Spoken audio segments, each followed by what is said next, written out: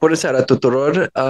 Vă mulțumim că vă alăturați de noi în seara asta pentru Power Studio Podcast. Am invitat-o din nou pe Ana Răduț la noi, a fost în emisiunea a doua și de data asta avem microfoane mai mișto, Ah, trei cameras acum și vrem să vorbim de un subiect care o să fie foarte relevant în ziua de azi. Data trecută am vorbit de foarte mult de AI și mhm, ChatGPT da. și prompting și toate astea și vrem să ne ducem spre zona de retail și cum se inovează magazinele de azi cu ajutorul AI și automatizarea. Bine v-am găsit la show din Bine te-am nou. regăsit, Mihai. Îmi pare foarte mult că ai venit din nou pentru că ai o experiență foarte adâncă în AI și mai ales din zona de retail, deci cred că subiectul ăsta o să fie ușor, facem o oră.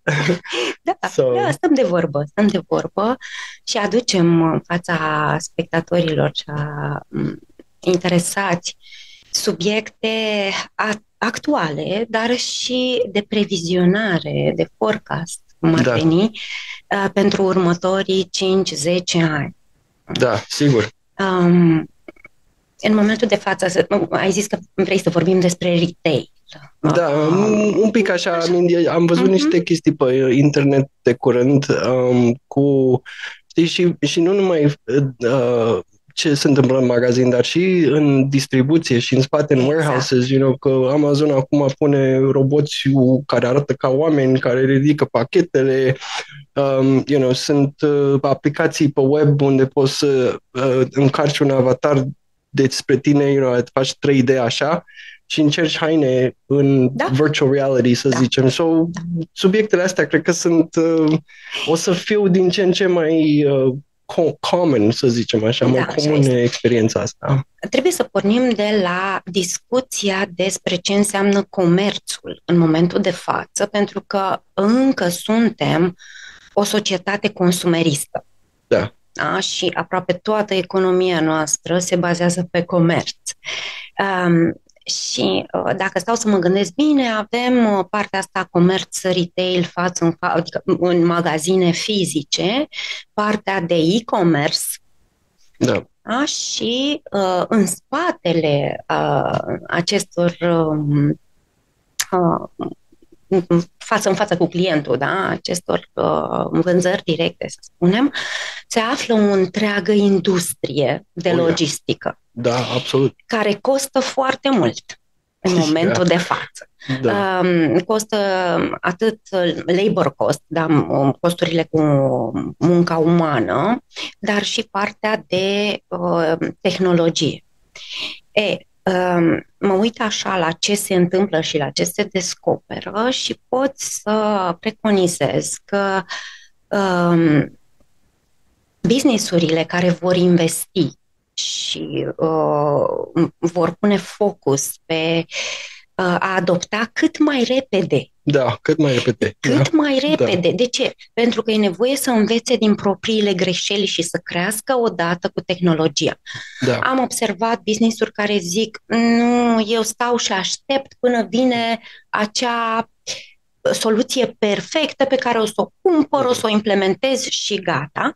Și alte business-uri care zic, nu, încet, încet, trial and error, mhm, da? Încercare și greșeală, încercare și greșeală și încet, încet voi aduce sistemul de logistică din spate sau de vânzare directă către client din ce în ce mai dezvoltat și personalizat pentru nevoile clientului meu.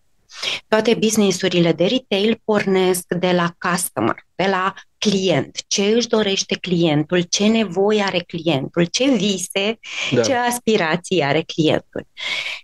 Și atunci tot businessul se construiește pe baza acestor scopuri.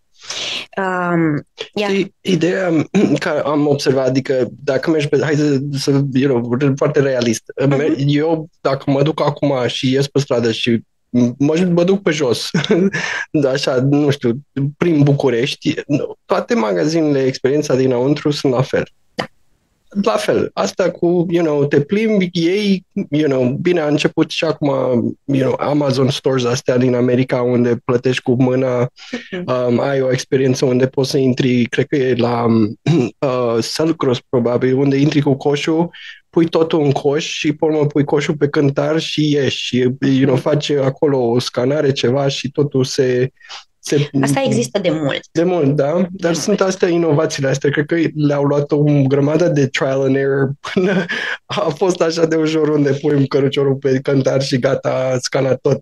Cred că au trecut prin o grămadă de provocări să eficientizeze și adoptă inovația asta. Da, Mihai, dar vezi că totuși este vorba de dorințele și nevoile și feedback-ul clientului final. Clientul final nu dorește să se autoservească.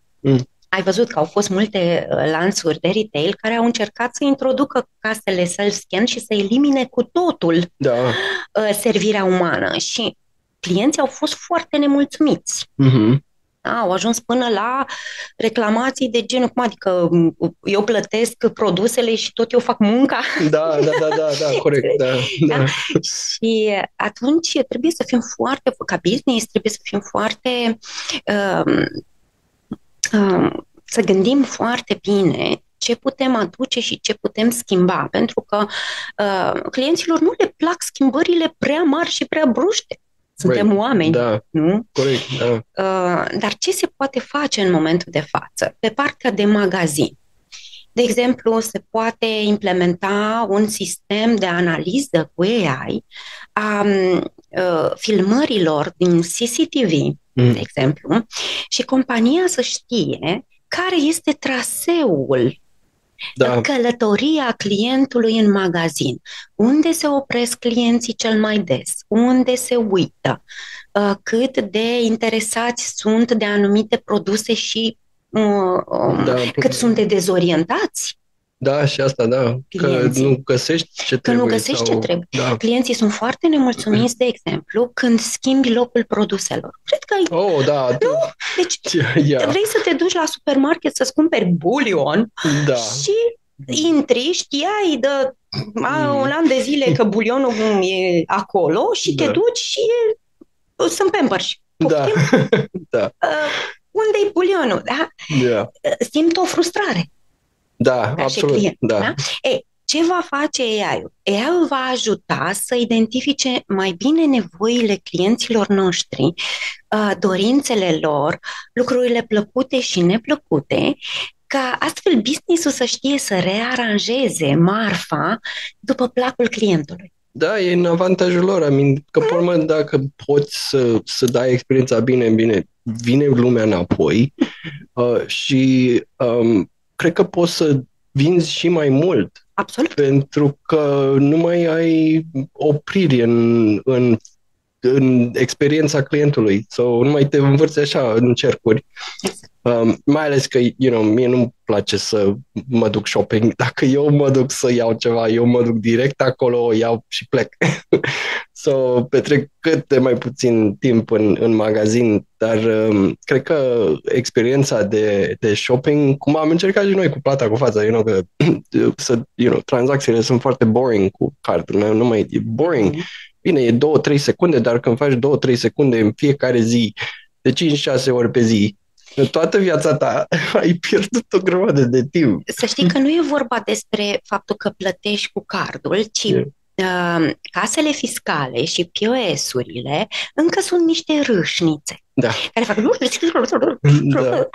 și până scot bonul trece uneori și 30 de secunde și când ai coadă la casă, asta poate dăuna experienței clientului. Corect. Yep. Și atunci eu văd și cumva o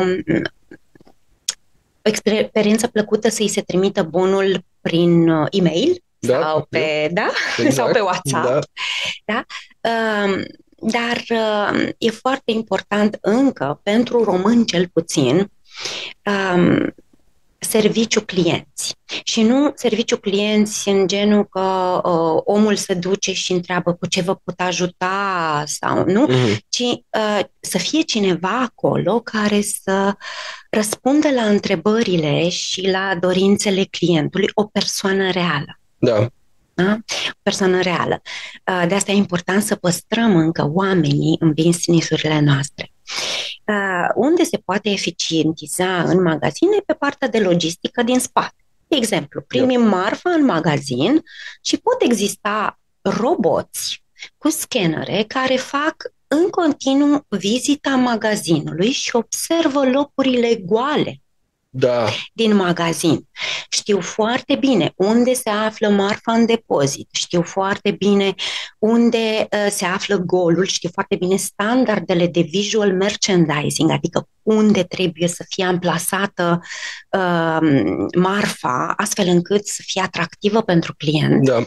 Și se duce și face aprovizionarea automată. Nu mai e un om cu boxurile, cu paletul care stă și ridică și cară, ci un roboțel care face acest lucru.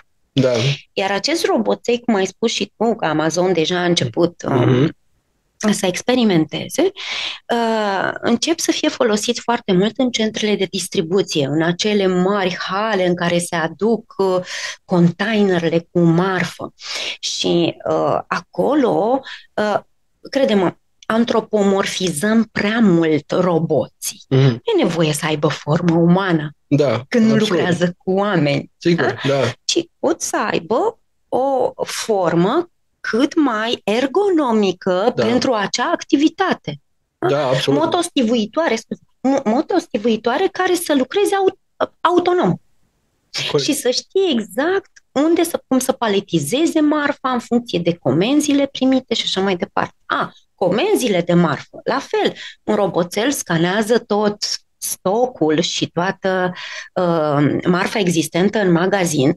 Stocul se face real-time și apoi transmite către baza de date nevoia, iar comanda se face automat în sistem, alți roboți preiau comanda, o pun în trailere conduse nu de oameni, ci autoconduse, ajung la locul respectiv, se descarcă automat, se pun în depozitele din spatele magazinului sau direct în magazin vin roboței, iau marfa și o duc și o așează în spațiul respectiv, în galantare, în timpul nopții, de exemplu, când nu perfect, nu sunt clienți în magazin. Exact.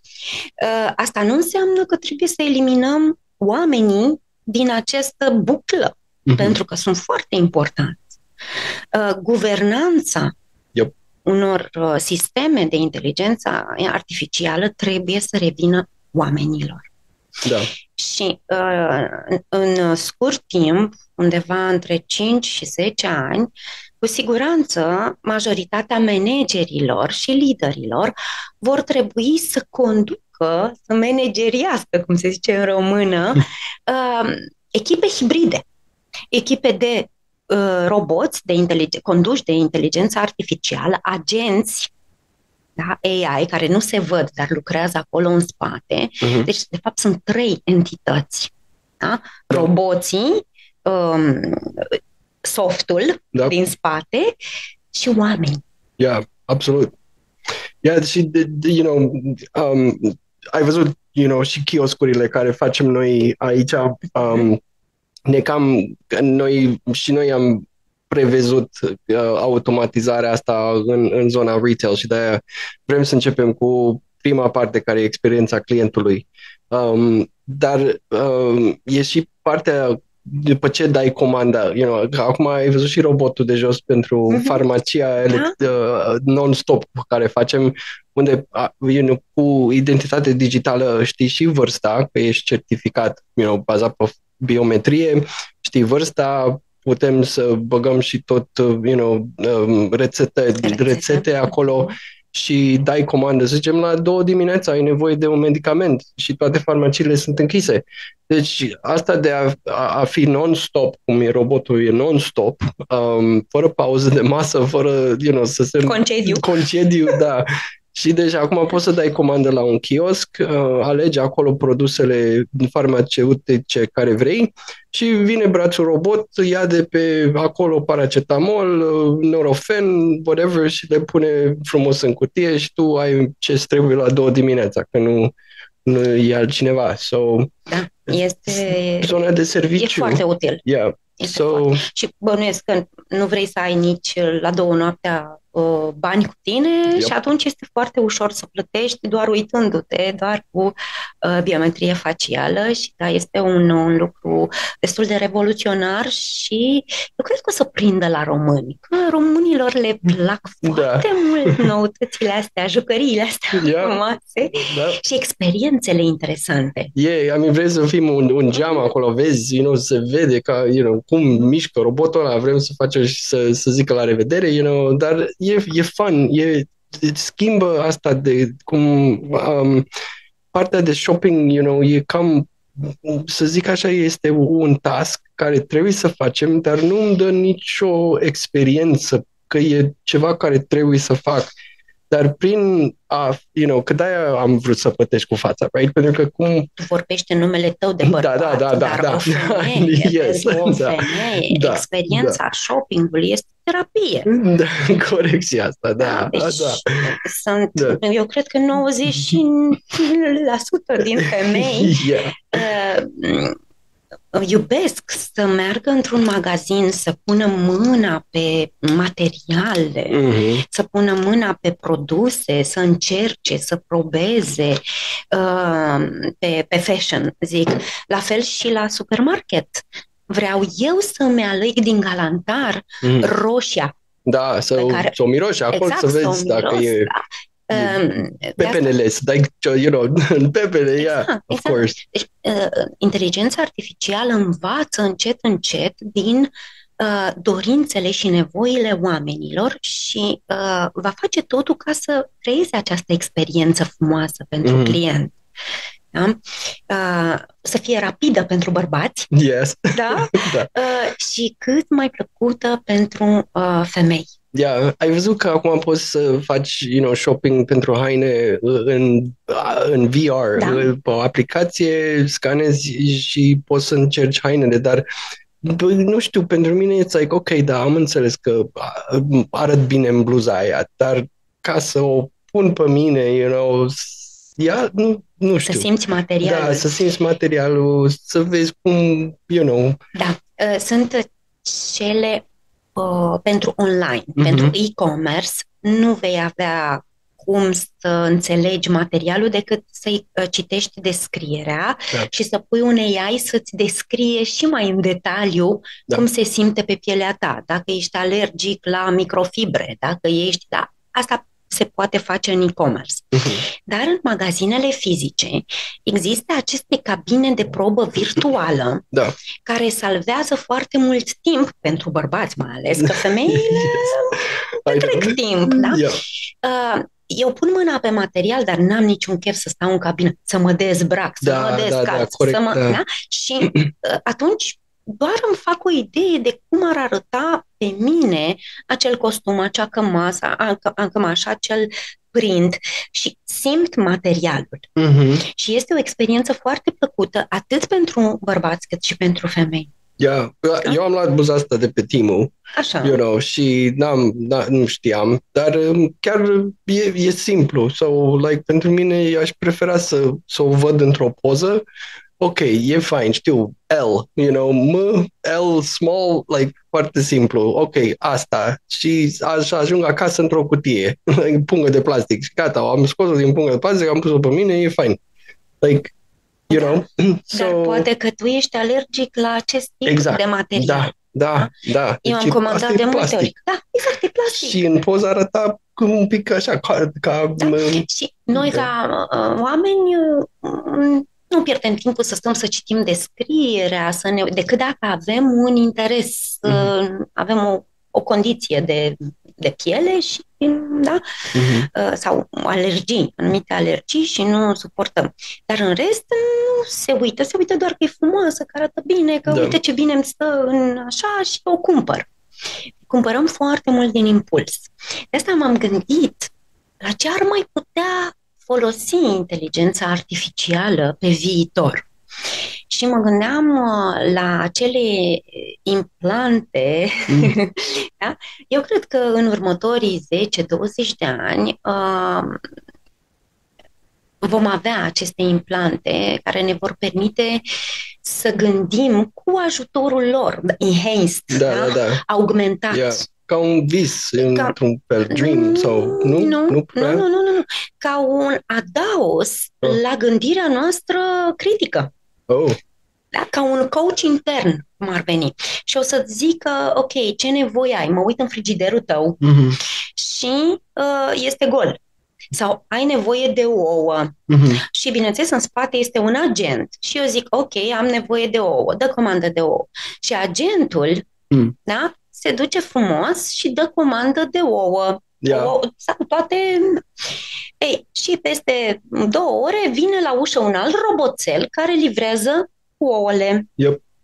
Și pe mai robotul șef care îți face omleta. Dar ideea e că cu aceste implanturi nu trebuie să ne fie frică, s-ar putea să ne facă să trăim mai bine, mai mult, să ne ferească de boli, să ne alerteze când e ceva în regulă cu sângele nostru, cu tensiunea și așa mai departe.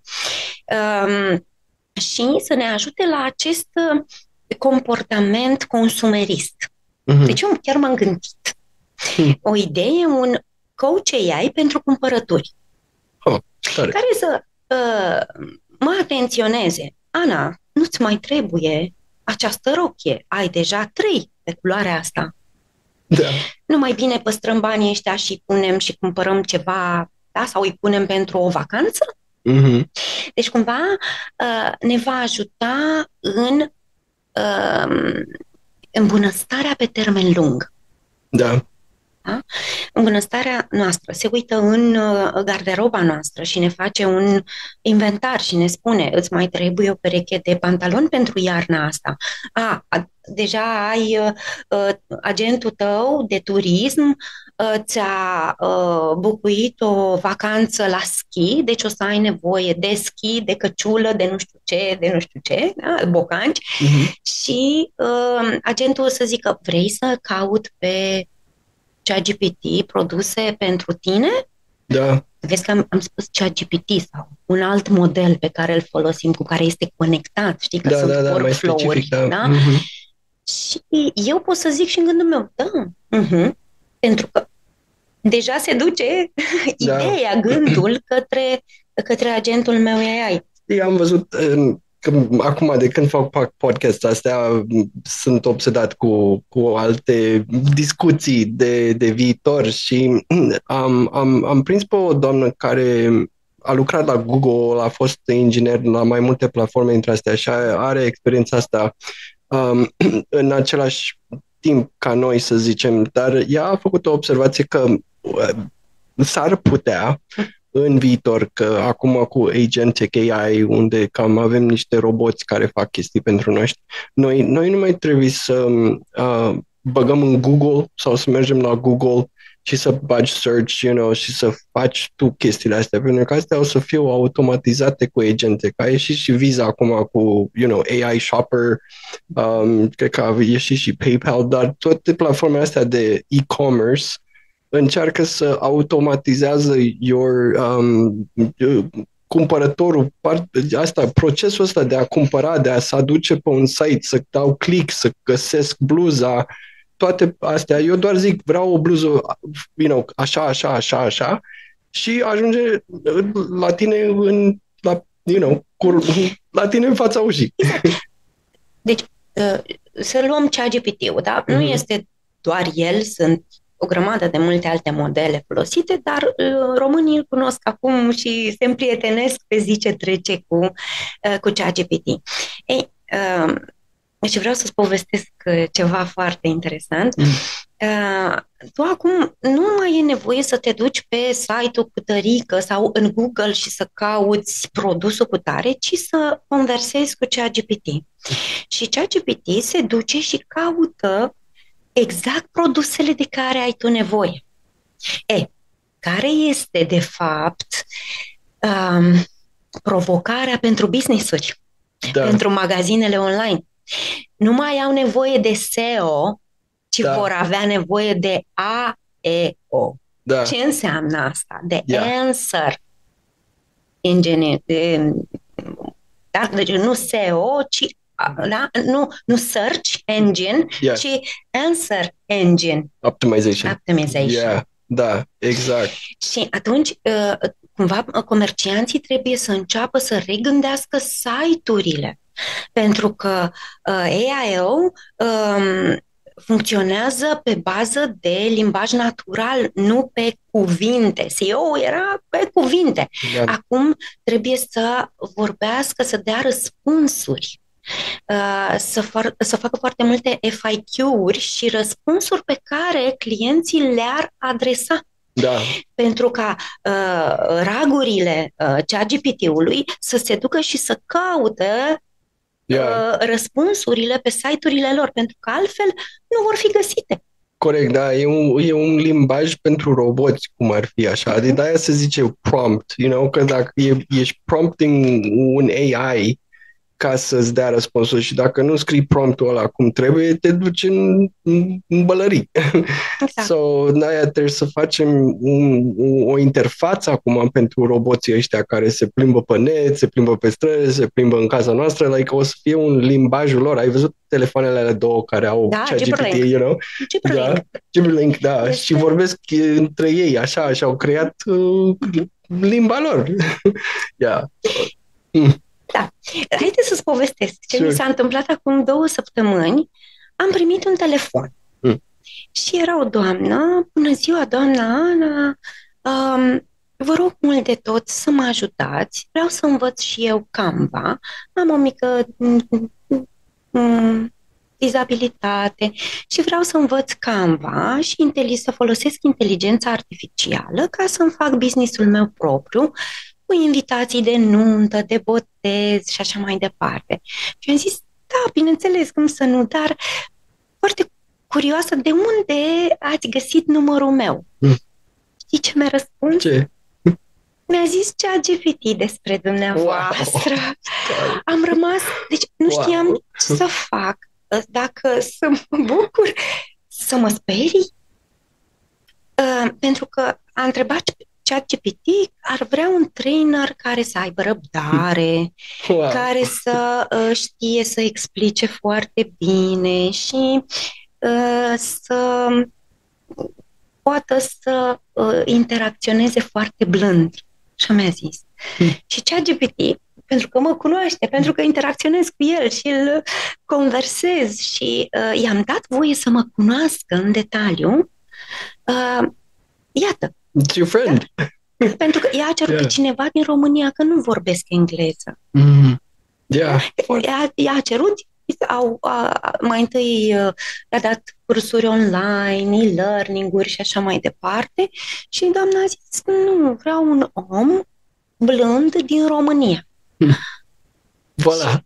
A dat și numărul meu de telefon. De ce? Pentru că eu pe site-ul meu am făcut ca o poveste.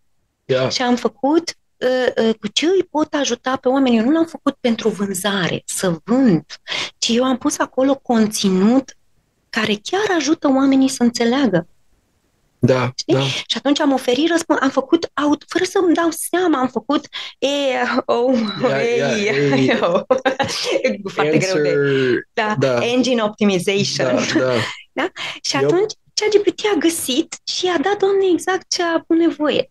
Deci, iată cum business-urile se pot reorienta, dar ne trebuie deschidere pentru asta și oamenii de marketing să înceapă să aprofundeze acest subiect.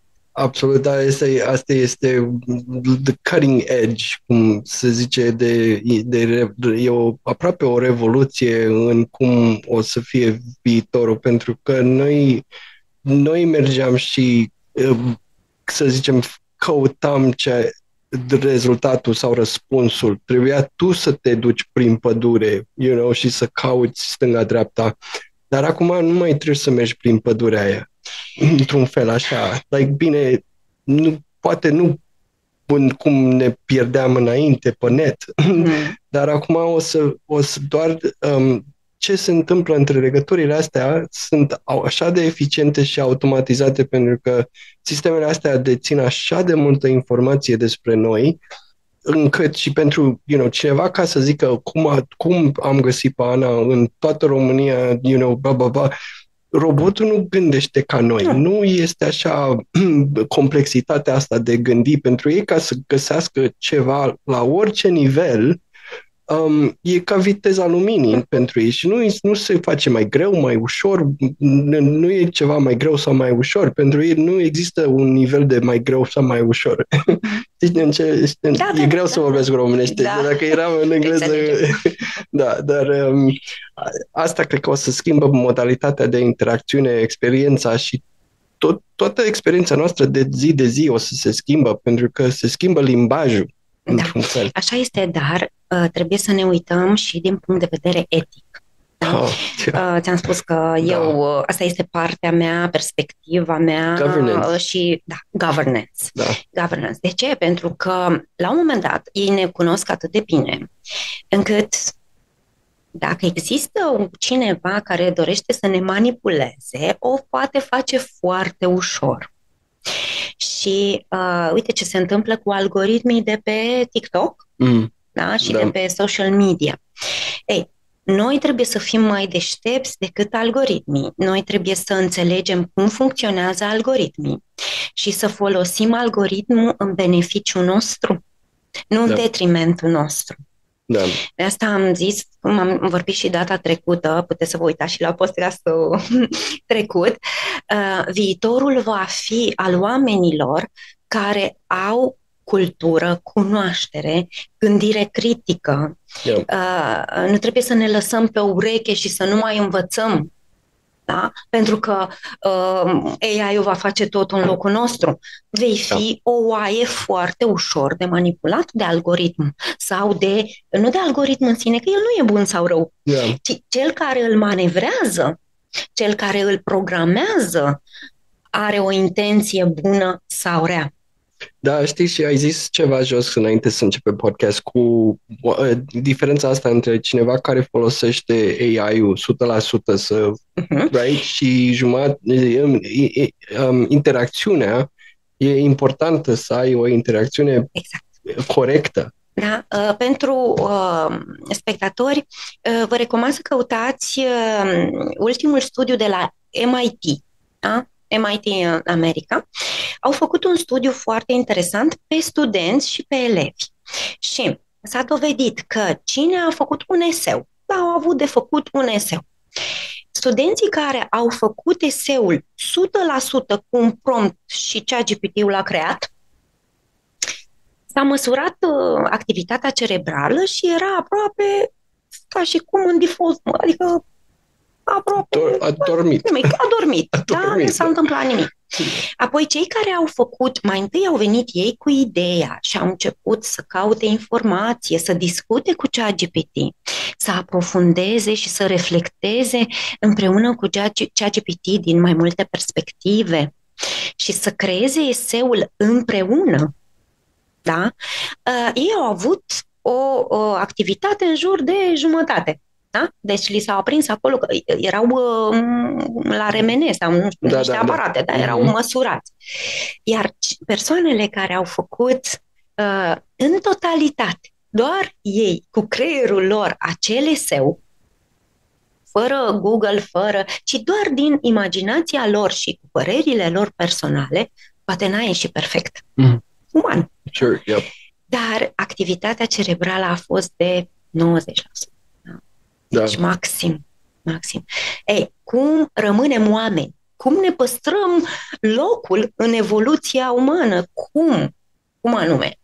Decât ținându-ne creierul în funcțiune. Și asta nu se face delegând către AI ce este uman, ci trebuie să-l folosim ca un ajutor, ca un enhancement, un instrument care augmentează puterea noastră. Da, și un exemplu din ce am văzut eu cu ochii mei, când eram mici la școală, n-aveam calculator și chiar ne învățam matematică. Toată matematica. pe hârtie cu creion, trebuia să o înveți. Cum a ieșit calculatorul? Și eu am avut ceas dintr-o la calculator. Deci îți spun sigur, eu puneam ceasul ăla și de ce să mai fac eu matematică când dau aici la butoanele astea și am matematică, you know? Like, nu mai îmi trebuie matematică, pentru că am calculator acum pe telefon. Like, matematica a dispărut de pe hârtie și e în calculator. Tu mai știi pe de rost un număr de telefon? Nu. Nici al meu nu știu. Și 99% dintre noi nu mai știu, da? Yeah. Eu nu pentru că nu ne mai trebuie. Nu ne mai trebuie, da. Yeah. Deci trebuie să ne gândim foarte bine ce păstrăm și ce delegăm, externalizăm către AI. Yeah. Ca să ne păstrăm umanitatea și să ne păstrăm relevanța. Avem un creier. Exact. Gândiți-vă, da? Cum am spus la început, în comerț. Totul se va... Deci doar puterea gândului, am nevoie de chiloți. Du-te și cumpără chiloți. De care vrei? Cu dantelă, fără dantelă? Știi tu de care? De ăia de care am... Da? Suntem foarte fideli brandurilor.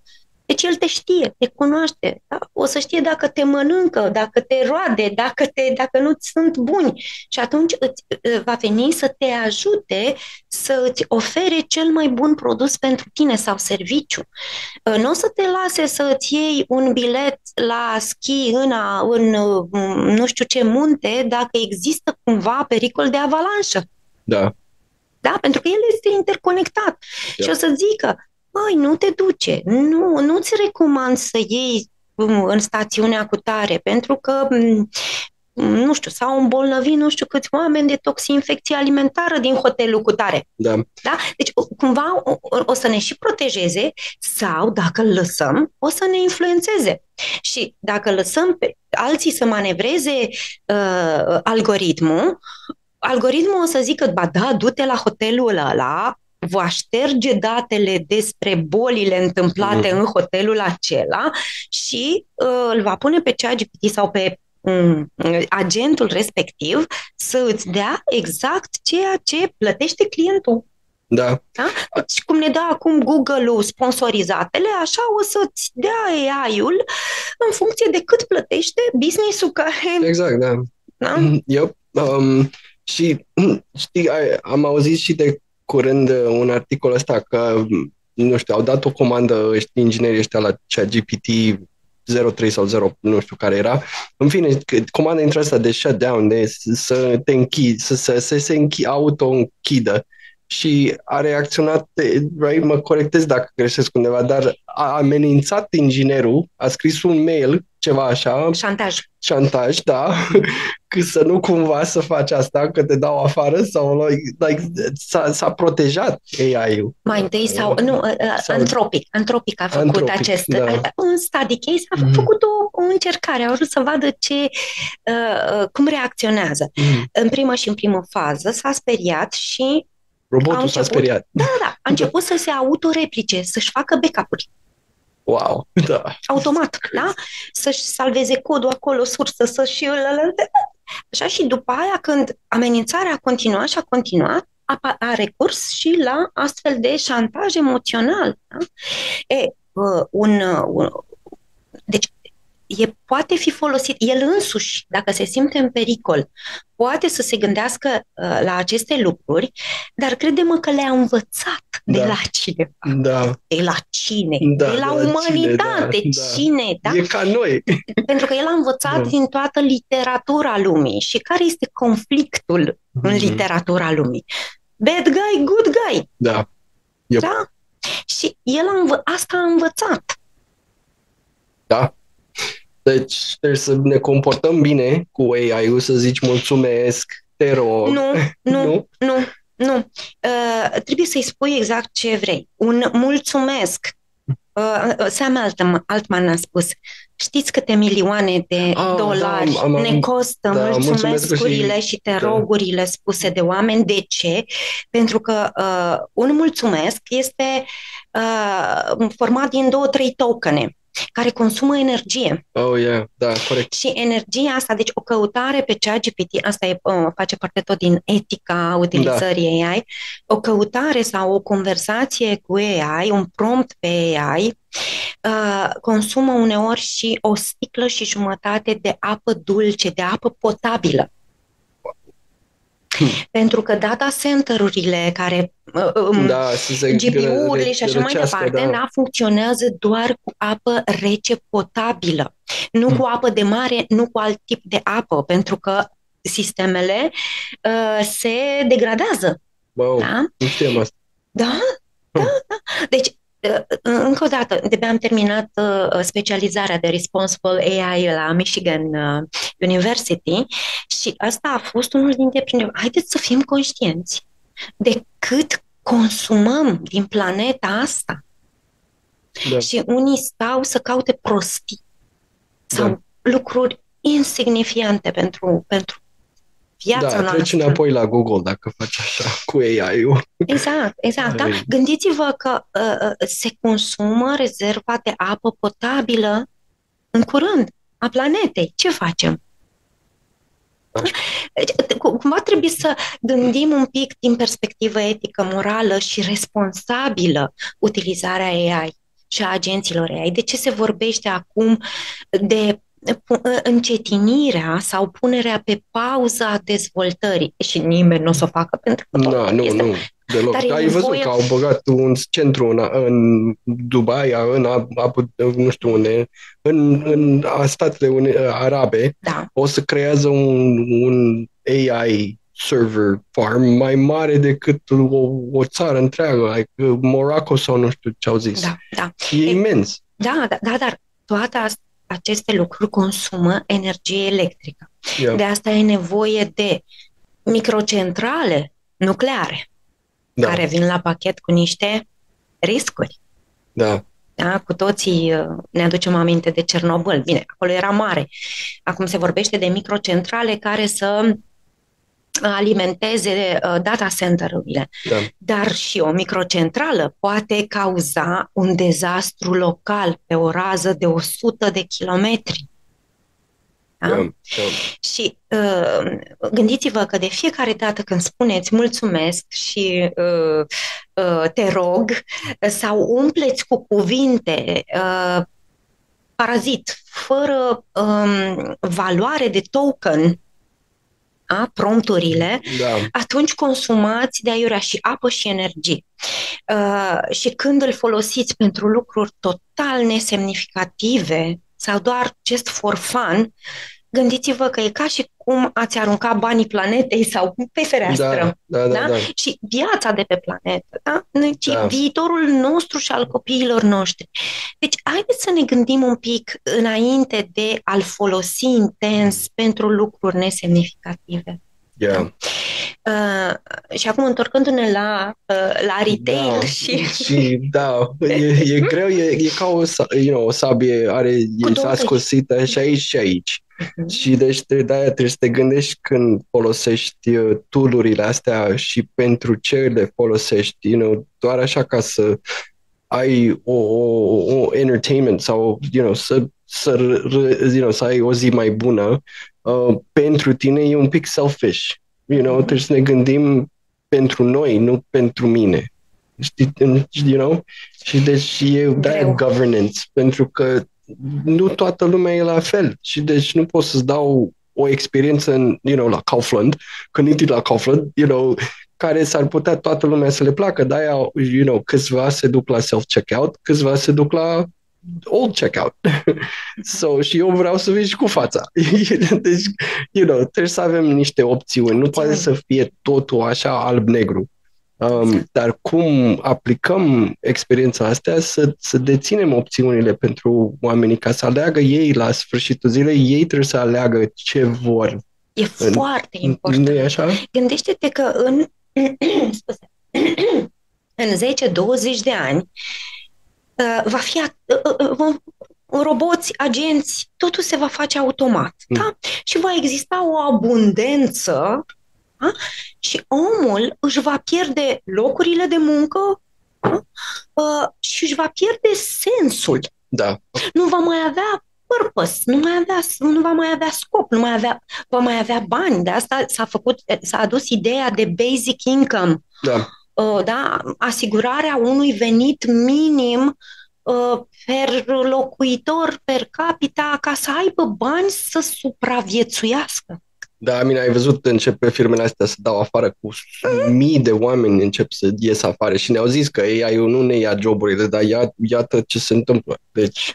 Ia joburile care, uite, CEO de la Shopify, Da. că îți spuneam și mai devreme, da? Deci, el a pornit business-ul Shopify cu un leadership extraordinar și cu o grijă, era people first, oamenii sunt cei mai importanți și așa mai departe. Ei, acum, cred că la sfârșitul anului trecut a dat o circulară, cum se zice, da? Un e-mail către toți angajații că nu se vor mai angaja oameni dacă nu se dovedește că activitatea care trebuie făcută de ei poate fi făcută sau nu poate fi făcută cu AI-ul. Da, wow. Și de-abia atunci se va da aprobare de angajarea unui om. Nu are sens. Business, nu are sens. Dacă ești business, nu are sens. Nu ești ceva. Adică de-aia ne trebuie etică.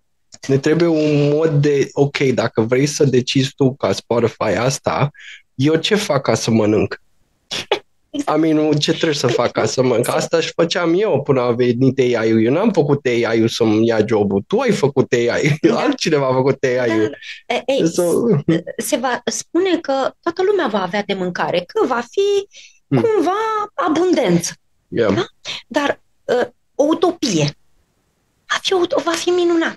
Știi că se zice că ceva e prea bine de cred, nu este? Nu este. De ce? Pentru că, uite, a fost făcut prin anii, nu mai știu ce ani, în 1960-80, da? Un cercetător a făcut o colonie de șoareci. Și știi, nu? Povestea. Da. Și le-a creat un rai. Aveau din abundență mâncare, de jucării, joacă, era un rai, spațiu. În primii 2 ani s-au înmulțit, au prosperat, după aceea au început. A scăzut natalitatea, au devenit sterili, au devenit depresivi, au început să se sinucidă, să se mănânce între ei, deși aveau mâncare. O iei razna. Deci când există prea multă abundență, îți dispare scopul tău. Mulți dintre noi se identifică cu jobul, cu misiunea lui în viață. Dacă îmi iei jobul meu de asistentă medicală, pentru că vor fi roboți care vor fi la fel de poate chiar mai drăguți. China deja are un spital numai cu roboți. Da. Decât o persoană umană sau de îngrijirea bătrânilor. Da?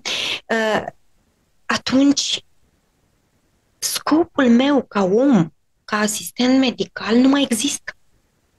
Și atunci, deci ne întoarcem la filozofia aia grea, care răspunde la întrebarea care este sensul meu pe pământul ăsta. Da. Și în momentul în care îți dispare acea voință de a trăi, când dispare sensul, dispare voința că nu mai ai pentru ce lupta. Da, corect. Sau, n-ai un challenge. N-ai un challenge, n-ai o provocare. Când totul îți vine, uitați-vă la cei care au, sunt și, cum ai spus tu, de filmul Wall-E. Erau toți grăsuți și se uitau doar în ecrane. Avem ecranele alea așa, ne dăm mâncare printr-un tub. Dar în timpul ăsta pământul era zero. Nu mai exista nici măcar plante. Da. Nu mai exista.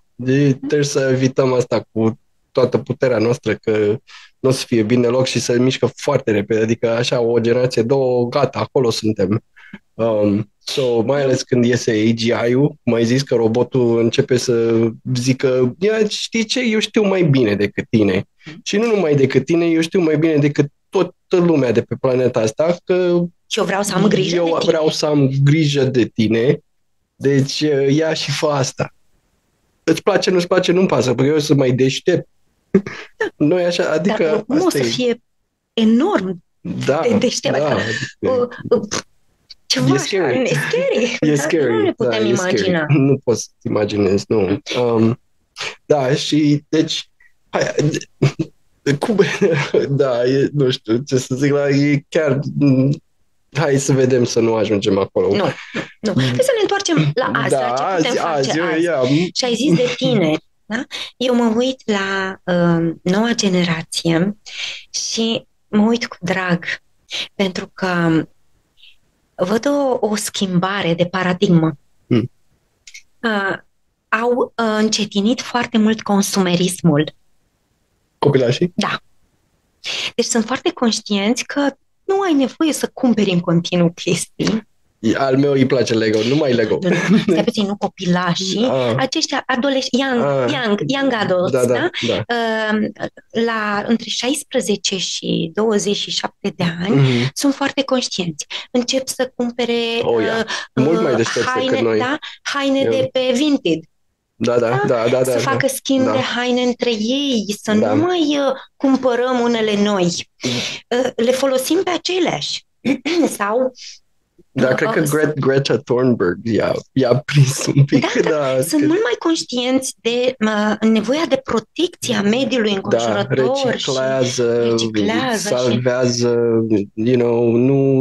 nu aruncă așa țigări pe geam, să zicem. Nu mai beau. Nu mai beau, nu mai fumează, Dar au gândire. Exact. Și încă ceva foarte, foarte interesant, sunt foarte implicați și în viața asta politică. Da, de viitorul lor. Începe să îi intereseze. E bine, foarte bine. Am trecut de la acea indiferență de anii trecut, au început să se mobilizeze, da? Pentru că își dau seama care sunt implicațiile pe termen lung. Că au văzut cum am greșit noi în fața lor și unde am ajuns. Ei nu vor aceeași chestie, spun sigur. Dar generația după ei, ăia mai micuți, cred că, din părerea mea, că băiețelul meu are 6 ani, deci eu mă gândesc cum ar fi, că eu cred că am zis și data trecută, el nu o să conducă o mașină. La 18, nu o să conducă, nu o să are permis de conduce. Multe chestii o să se întâmplă care nu o să mai există când ei devin la vârsta noastră acum.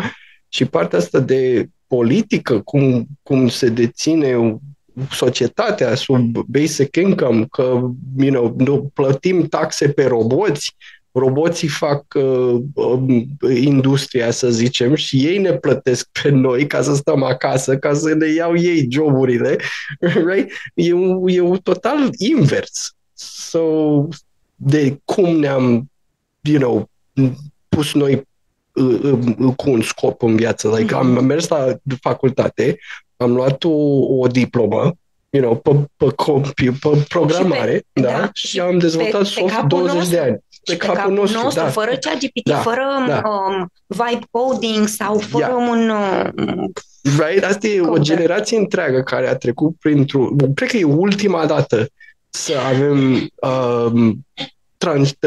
demersul ăsta. Right? Cred că e ultima. Cred că acum, că ai văzut copiii ies din liceu acum și nu au joburi. Au studiat, ies cu o diplomă care așa le-a zis să facă și diploma aia nu există un rol să se leagă. Mai ales în programare acum. Ies mulți computer science și ies și s-au întâmpinat cu AI și vibe coding care au făcut studii pentru ceva care nu mai le trebuie.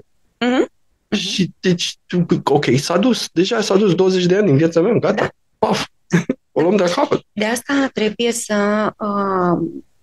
investim foarte mult în educație, să regândim educația și nu doar învățământ universitar, ci de la bază, de la pre-școala, clasa 0, sau chiar de la grădiniță. Să începem să învățăm pe copii cum să gândească cu capul lor. Și să aleagă AI-ul pentru ce trebuie, nu așa domnule AI-ul că nu vreau, like, să învățăm să ară nu de lene. Da, cuvântul ăsta mă uitam, dar nu știu în română. Da, nu de lene. Da, este foarte important. So, well, you know what? Hai să facem și noi ce trebuie în zona unde ne aflăm. Noi facem roboți aici, facem chioscuri, încercăm să aducem plus valoare la multe experiențe zi de zi și să dăm înapoi un pic experiența de viață ca să se aprindă creierul. Cu cât mai mult poți să-ți aprind creierul, să fii concentrat și prezent, să nu adormi. Asta încercăm noi să facem. Chestiile wow și interactive pentru chestii care nu au asta. Foarte simple. Ca să pui oamenii să aibă o experiență interesantă. Da, interesantă, ca să-ți aprindă creierul, cum ai zis, că fac eu, nu face altcineva. Și asta acolo vrem să ajungem, dar trebuie să te joci, trebuie să testezi, trebuie să o pui în practică, să o iterezi. Nu poți să cumperi ceva care face asta și să zici, uite, ia, desfă-o, pune acolo, ai, gata. Că trebuie, e creativitate. Exact. Și avem nevoie de locuri în care să plasăm aceste aparate pentru ca să învețe de la oameni. Da? Pentru că îi învață din feedback-ul oamenilor, așa cum și toate modelele large language model învață din interacțiunea cu oamenii. Yep. Da? Dacă noi spunem un lucru și ne purtăm urât cu el, asta învață. Oamenii se comportă așa. Da? Deci asta este umanitatea, trebuie să replic ce văd. La fel și cu roboții, ei vor învăța din experiența cu consumatorul și vor vedea ce îi place consumatorului să cumpere mai mult, cum să îi se servească. Apoi poate face profile de clienți. Da? Femeile între 20 și 30 de ani cumpără mai mult Nurofen roșu pentru migrene. Da. Deci punem Nurofenul roșu mai aproape se vinde mai des, trebuie să facem aprovizionarea mai des, brațul robotic ca să consume mai puțin curent, să fie mai aproape de locul unde e Nurofenul, să-l aducă pentru că muncește de mai multe ori. Yep. Da? Deci un inginer trebuie să se gândească la toate lucrurile astea, ca să fie eficient. Și nu avem cum să facem față la detaliile astea, ne trebuie AI-ul, dar de-aia zic, trebuie să-l pui unde trebuie, să-l folosești AI-ul unde noi știm că avem nevoie, dar ne ia prea mult timp. E vorba de timp când folosești inteligență. De-aia ești inteligent, ca să faci ceva mai repede, mai bine, mai puțin efort și mai puțin damage, waste, exact. Să nu arunci la gunoi, să nu strici planeta. Hai să fim un pic inteligenți pe inteligența artificială, să creăm ceva care chiar merită. M-a părut foarte bine, cred că ajungem la aproape o oră aici și dar e din suflet când vorbești despre ce ai trecut prin toată know-how ăsta care ai învățat cu AI și acum știe și ChatGPT de tine. E foarte tare. Foarte tare asta. Da. Bravo și congratulations și apreciez din nou timpul petrecut în seara asta la Podcast Studio TV. O să încerc să fac edit în seara asta. Acum avem 3 cameras, o să fie fine show. Deci vă așteptăm alături de noi să ne dați like and subscribe Power Dynamic Technology pe YouTube. Seară bună și la revedere! Seară frumoasă! Ne revedem!